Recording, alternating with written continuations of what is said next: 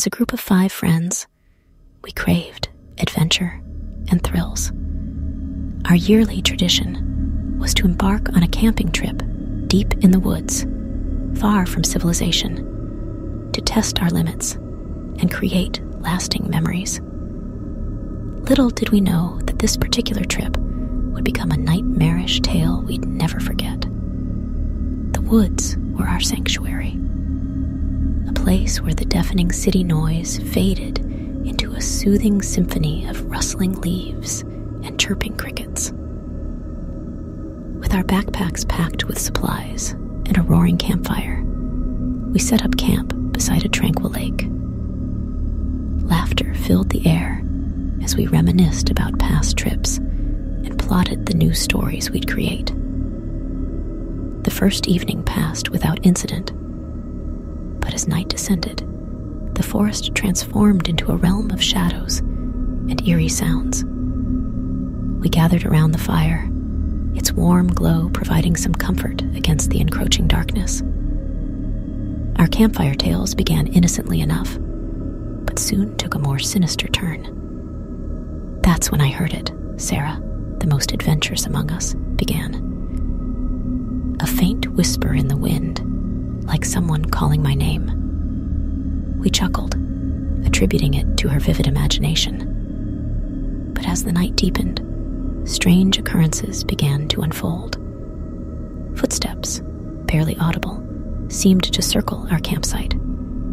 Mark claimed to have seen fleeting shadows darting between the trees, their eyes gleaming like stars. "Come on, guys.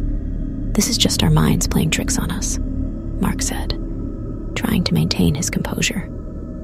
But as the hours passed, our camaraderie dissolved into nervous tension. The whispering wind grew more distinct, forming eerie phrases we couldn't quite decipher.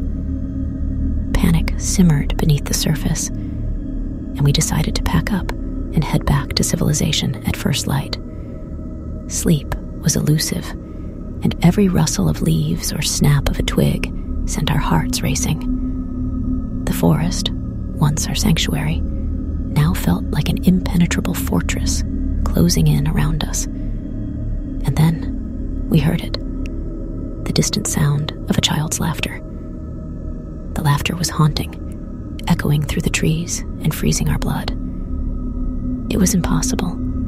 A child couldn't have ventured this deep into the wilderness alone. We grabbed our flashlights and followed the sound, our fear driving us forward.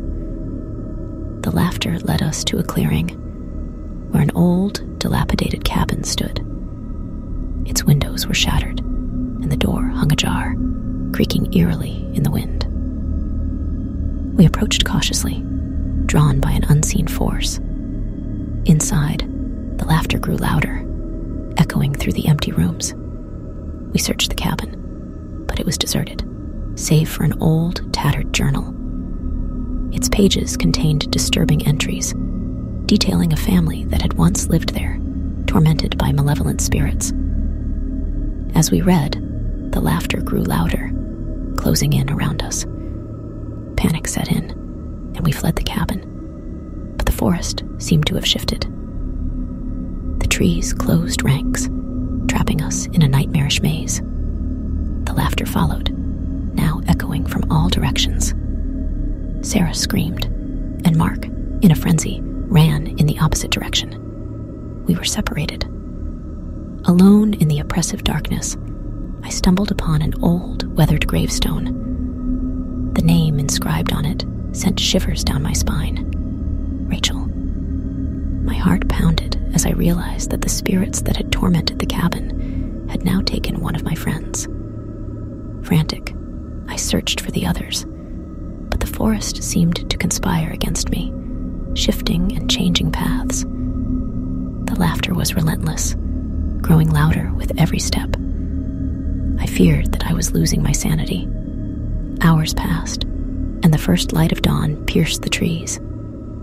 I finally found Sarah, huddled in fear. She had heard Rachel's voice, begging for help, but every attempt to follow it had led her deeper into the woods.